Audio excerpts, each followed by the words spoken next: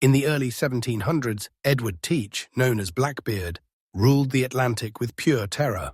He stood over 6 feet tall, braided his thick black beard with slow-burning fuses, and lit them before battle, so his face rose in smoke like a devil coming out of hell. He didn't just rob ships, he broke people. One time, after capturing a merchant vessel, Blackbeard locked the entire crew in the hold without food or water for 2 days, just to make them beg. On another, he cut a captive's fingers off for hiding a gold ring. And during a drunken rage, he shot his own first mate in the knee with no warning, just to remind the crew who was in charge. The guy survived, but limped for life. He once strangled prisoners slowly over the side of his ship, just until they blacked out, and then dragged them back up, over and over again. Torture was sport. But Blackbeard wasn't stupid. He ran blockades, ransomed cities, and rarely had to fight. Most ships just gave up when they saw the Queen Anne's Revenge, armed with 40 cannons and flying his black flag. Still, in November 1718, the Royal Navy finally caught up with him off the coast of North Carolina. Lieutenant Robert Maynard led a trap at Ocracoke Inlet. Even outnumbered, Blackbeard chose to fight. He was shot 5 times, stabbed over 20, and still kept swinging. One sailor said he fought like a wild beast, even after being hit in the neck with a cutlass.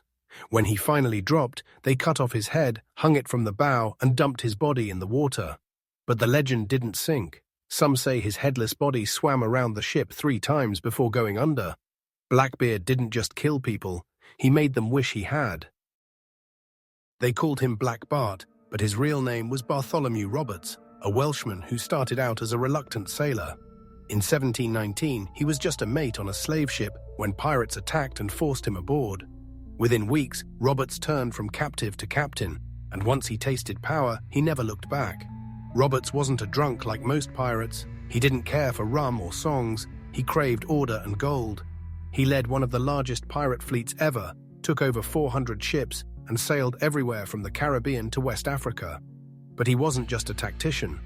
He was ruthless. He ran his crew by a brutal code, and those who broke it didn't just get punished. They got executed. It was 1721. The Swallow, a British warship, disguised itself as a merchant vessel and attacked Roberts's men off the coast of Cape Lopez. One of his ships, the Ranger, was captured along with over 50 of his pirates. The Royal Navy put them on trial in Cape Coast Castle, and Roberts, enraged, vowed revenge. He didn't wait long. Roberts found another merchant ship soon after and stormed it in full force. Black flags high, his cannons roaring like Judgment Day. He tied the captain to the bowsprit, carved the Royal Navy's initials into his chest, and made his own crew watch as he slowly bled out in the sun. "Let this be your law," he spat. But Roberts's own downfall wasn't far off. In February 1722, the Royal Navy frigate HMS Swallow came for him again. This time, for real. Roberts stood on the deck of his ship, the Royal Fortune, dressed in a rich crimson waistcoat and a feathered hat, pistols strapped to his chest. A cannonball tore through his throat, killing him instantly. His crew, fearing his body would be hanged in chains, wrapped him in sailcloth with his weapons and threw him overboard, as he had ordered. Bartholomew Roberts was never seen again. Edward Lowe, known as Ned Lowe, was an English pirate who terrorized the seas in the early 1720s and earned a reputation not just as a thief, but as a monster. While many pirates were brutal, Lowe was feared even by his own men. His cruelty was legendary, not for profit, but for pleasure. He mutilated prisoners, tortured captives for sport, and left a trail of horror across the Atlantic from the Caribbean to the American coast. He rose from nothing and died like a ghost, vanishing without a trace. His legend began with a stolen ship and a dead captain. Lowe started as a pickpocket on the streets of London, surviving on scraps and scams. Eventually, he made his way to the American colonies and joined a privateering crew. But when their captain refused to attack a target, Lowe snapped. He slit the man's throat, seized control of the ship, and named it the Rebecca. That day, a pirate was born, and the ocean would never forget him. The Rebecca was later spotted drifting near the Azores, its crew shattered. What had happened on board became the stuff of nightmares. Lowe had heard a rumor that the ship's captain insulted him. That was all it took. He had the man tied to the mast, pulled out his cutlass, and sliced off the captain's lips. Then he forced the man to chew and swallow them while the rest of the crew was held at gunpoint. When the poor bastard choked on his own blood, Lowe slit him open from chest to gut and tossed his entrails overboard, calling it shark bait. Another sailor had his ears chopped off. Lowe burned them in front of him and said, "You won't need to listen anymore." And that wasn't even the worst of it. Lowe once tied a captured ship's gunner to the mainmast and calmly blew his brains out with a pistol because he was too slow answering a question. He would torture prisoners for hours before finally killing them, sometimes flaying them, sometimes setting them on fire. When prisoners begged for death, he smiled and made them wait. Even Blackbeard, as terrifying as he was, would sometimes show mercy. Ned Lowe never did. He didn't kill to conquer, he killed to send messages. But all monsters fall. By late 1723, Lowe's reign of terror had reached its peak, and even his crew had seen enough. They were pirates, but they were still human. After a particularly gruesome day of torture, the men held a secret meeting. That night, while Lowe was passed out drunk, they dragged him into a longboat, tied his hands, gave him one flask of water, and pushed him out to sea. Some say the French Navy captured him and hanged him. Others claim he went mad, raving alone until the sea finally claimed him. But most believe he died like he lived, alone, in blood-soaked silence, forgotten by the world above. No body was ever found, no grave. Just whispers. Ned Lowe didn't leave behind buried treasure, he left behind fear. Roque Brasiliano was a Dutch pirate who carved a name into the bloody seas of the 17th century Caribbean, known not just for his plundering, but for his taste for torture, brutality, and total madness. He wasn't just feared by the Spanish, his own crew walked lightly around him, knowing the man could snap without warning.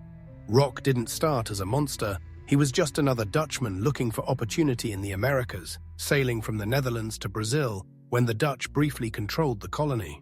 When the Portuguese took it back, Roque fled to Jamaica and joined the Buccaneers, a rough brotherhood of ex-soldiers, escaped slaves, drunkards, and killers who hunted Spanish ships like wolves. He quickly rose in the ranks. He was bold, cunning, and violent. The Caribbean was a powder keg, and Roque brought the match. He earned command of his own ship, raided Spanish towns, and took dozens of prizes. He was fearless in battle, but what came after was what made him infamous. After capturing a Spanish galleon off Cuba, Roque Brasiliano tied the Spanish sailors to the mast, beat them senseless, and set their hair on fire, laughing as they screamed. When one begged for water, Roque poured molten lead down his throat. Another time, after seizing a coastal town, he roasted 2 prisoners alive over a fire, just to send a message to the Spanish governor. Eyewitnesses say he would cut out men's tongues and force-feed them to their shipmates, daring them to gag. He drank heavily, rum and blood in equal measure. In Port Royal, Jamaica, he once held a knife to a fellow pirate's throat for looking soft, and was only stopped when 3 men dragged him off. He was banished temporarily for the violence, only to return weeks later with a Spanish ship's captain's head in a sack. And yet, his rage wasn't random. He hated the Spanish with a passion, having likely witnessed or suffered atrocities during the Dutch-Portuguese wars. Every act of cruelty was, in his mind, justice. But like many pirates of legend, Roque's story ends in shadows. Some say he was captured by the Spanish, taken to Havana, and publicly burned alive as revenge for his savagery. Others say he disappeared into the jungle after a failed raid, dying nameless and mad.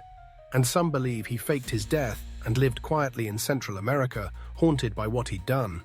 What's certain is this: when the Spanish heard the name Roque Brasiliano, they didn't think of a pirate, they thought of a demon. Charles Vane wasn't the richest pirate, or even the most successful, but he was one of the most feared. Born around 1680 in England, Vane rose to power during the peak of the golden age of piracy as part of the infamous Flying Gang in Nassau, Bahamas, a lawless pirate republic teeming with men like Blackbeard and Calico Jack. But Vane stood out for one reason: his absolute refusal to bow to anyone. While other pirates accepted King George's 1718 royal pardon in exchange for peace, Vane laughed in the king's face and doubled down on piracy. He captured ships along the American coast, the Caribbean, and the Bahamas, showing no mercy. His crew, including names like Calico Jack Rackham and Edward England, was loyal, vicious, and always ready for a fight. When a British warship blockaded Nassau to force the pirates out, Vane didn't run.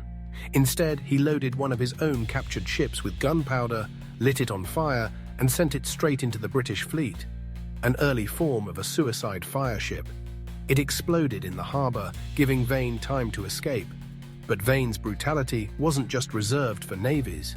He was known for hanging prisoners from the yardarms of his ship, torturing captives who resisted, and marooning entire crews on deserted islands without supplies. If a ship didn't surrender quickly, he'd burn it to the waterline, sometimes before everyone got off. And when his own men disobeyed him, he'd publicly flog or mutilate them to keep order.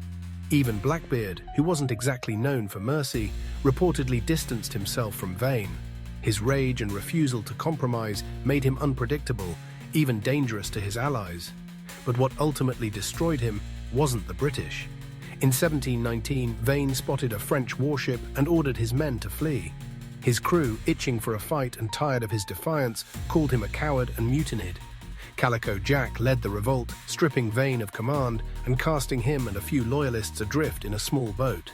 After months of surviving by hopping islands, Vane was captured by British authorities in Jamaica.